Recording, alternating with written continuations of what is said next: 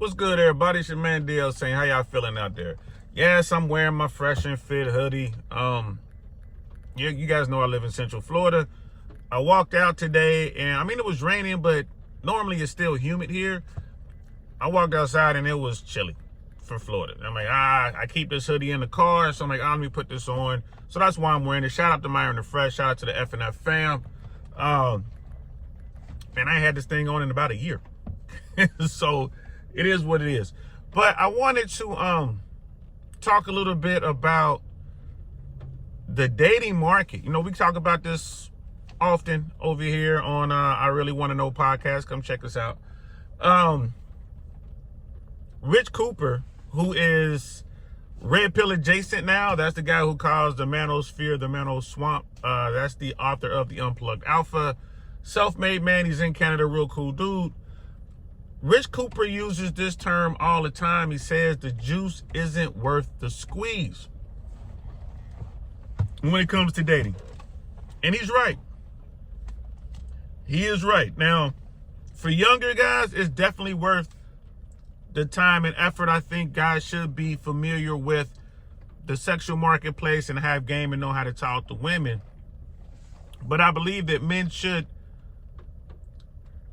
take the majority of their focus and place it on themselves, make themselves the best version of themselves, go out, make money, go out, see the world, right? I think that should be their main focus. 85% of their focus should go into themselves, and the rest, you know what I mean, maybe 10% into hollering at women and learning the game, and then that 5% into, you know, figuring out your path and reading and trying to gain knowledge through other people throughout the history of our species. I'm talking about reading The Art of War.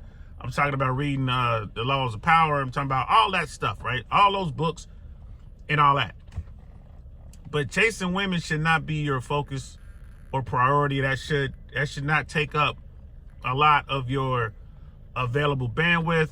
I think you should spend the majority of your time working on yourself. Now, having said all that, recently I met a very, very attractive woman. Real cool, real beautiful, great conversation.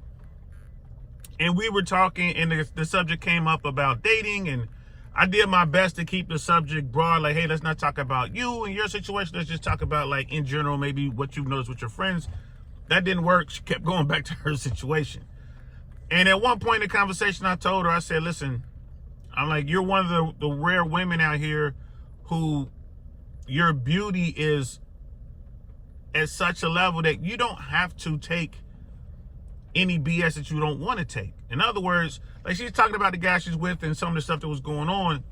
And I'm like, that's on you, love. You're dealing with the guy. I don't know if you're trying to change him. I don't know if you're trying to make this guy fit your mode. But at the end of the day, you chose this dude. Women control who gets sexual access. Men control who gets relationships. And if a man controls who gets a relationship, he gets to determine what type of relationship that she's going to get. Now, most women want guys who can provide security, resources, experiences. They want a guy that's going to be maybe older than them, taller than them, bigger than them, and all that kind of stuff, but certainly more financially stable than they are. If you're going after a guy that everyone else wants, it's going to be very hard to get him and even harder to keep him. You have to add value. So we talked about all that. We had a very, very good conversation. And at one point during the conversations, I'm just looking at her, and she was just plain Jane, not a lot of makeup on, just wearing whatever. It's like, man, that is, like, shorty is fine. And I was this close to actually trying to even, you know what I mean, shoot a little bit of game, undercover game, right? I was this close. Now, I mean, and she was obviously open to it. I'm not going to lie to you. You know what I mean? You can tell body language, having a conversation, reaching out, touching, allowing people to get close to you, all that. But in the end, I can hear Rich Cooper's voice in the back of my mind saying the juice just isn't worth the squeeze. And it would take so much time, effort, and energy to try to make it work. Now, if the mission was just to smash, all right, you go through it, You set up a coffee date, an ice cream date. You go to the park. You're doing what you can to try to smash. Which this woman was older, and I'm certainly older. That's not something that I was looking at. I was just kind of like, you know what? For someone in my situation, if I'm not trying to go the distance, and the distance being with someone and actually having a committed relationship that's going to go far, be committed to one another. If I'm not trying to do that, then I'm just going to leave it alone.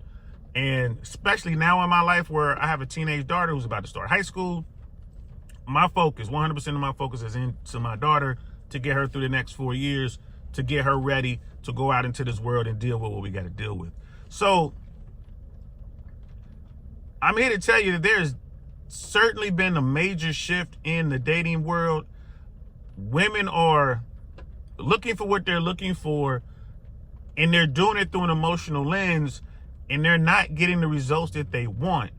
And then you also take into consideration the way the laws are structured. So, with marriage and family court and all that and how that works, guys are simply sitting back and saying, nah, I'm good. I'm good. I don't want to deal with this.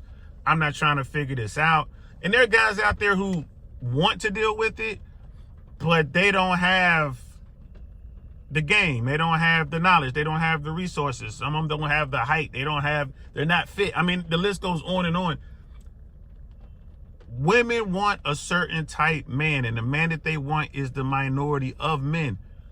And the vast majority of men are just kind of being left behind. And can you make yourself into a man that women want? Yes.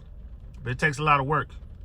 And at the end of the day, when you finally get there, you'll realize what Rich Cooper means and what the vast majority of us dudes out here who've been there and done that, what we mean when we say that juice isn't worth the squeeze.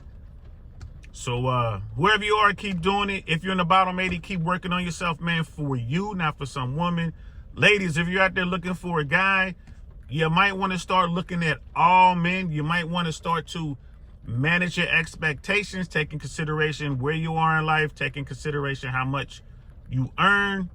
Take all that in consideration when you're going out here, going after the top tier dude. If you find yourself in the presence of a top tier dude, by all means, shoot your shot. But you must add value to that man outside of sex. It's not about having the opportunity to smash this guy. Having sex is, for those type dudes, it's a foregone conclusion.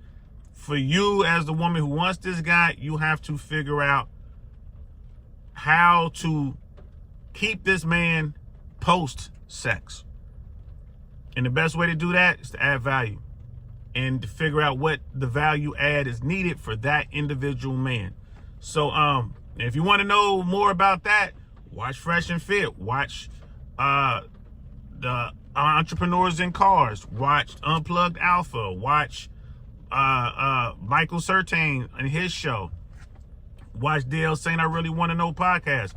There's so many resources out there and places you can go to kind of get you thinking along the line of how can I add value? What is the value add needed for this individual and stuff like that, right? So let me know, guys. How do you guys feel about dating out there?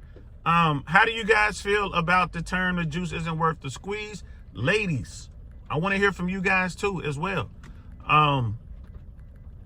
The game is changing. We are going away from the traditional norms to a new traditional, and it just doesn't seem to be working. We'll talk more about this next week. It's all rainy where I am. I hope it's nice and sunshiny where you are. Prayers go out to those people who were lost in the bridge collapse in Baltimore. Apparently there were 7 construction workers that authorities couldn't find. Rescue teams and rescue efforts have ceased, and now it's a recovery effort. With the temperature of the water and stuff like that, if those workers were in the water for this long, then of course hypothermia and stuff like that kicks in pretty quick. There's no way they will survive. So definitely put your prayers and thoughts for those people and their families. I'm DL Saint. I'm gonna talk to y'all later. Peace.